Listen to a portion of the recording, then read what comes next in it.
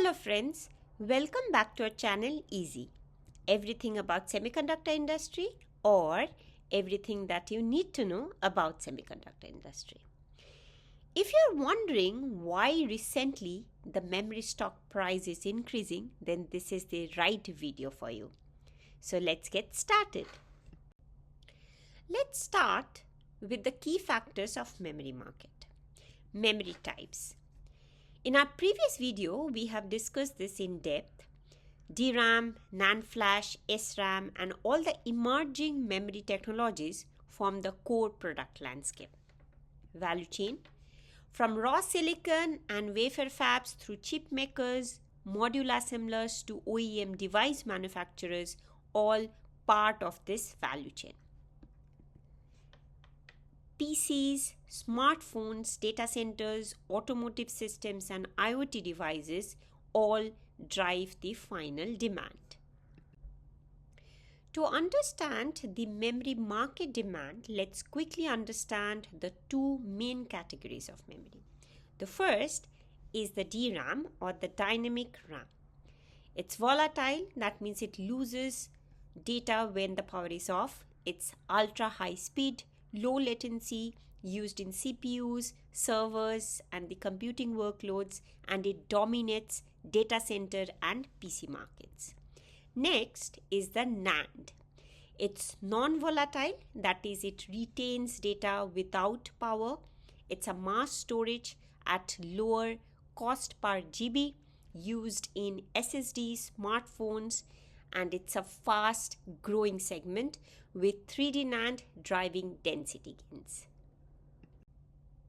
The technology drivers or the key technology advances impacting memory demands are increasing memory density and capacity per chip, recent advances in 3D stacking and DRAM scaling, adoption of DDR5 and LPDDR5 architectures, AI and ML workloads requiring high speed and high bandwidth memory, and the emerging architectures like the HBM CXL and PIM or the processing in memory.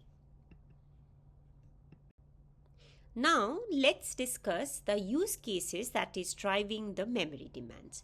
On one hand, AI and machine learning workloads requires massive data throughput and high bandwidth memory, thus driving unprecedented demand for high-speed DRAM and HBM solutions. On the other hand, hyperscale data centers are continuously scaling storage and compute resources, thus requiring vast quantities of NAND and DRAM to support growing cloud workloads and services.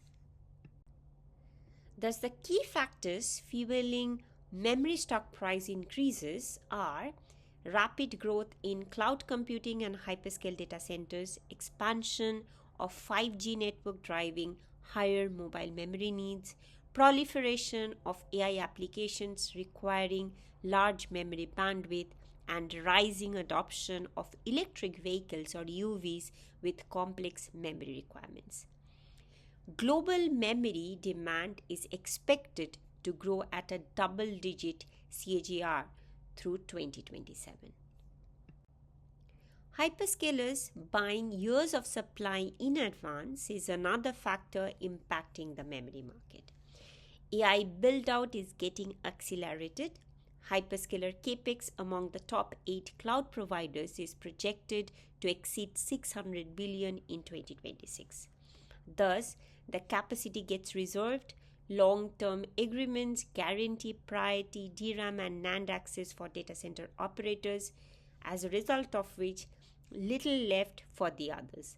Device makers is competing for whatever wafer capacity chip makers choose not to convert to HBM. Now let's talk about how supply chain constraints impacting the pricing and the pricing effects.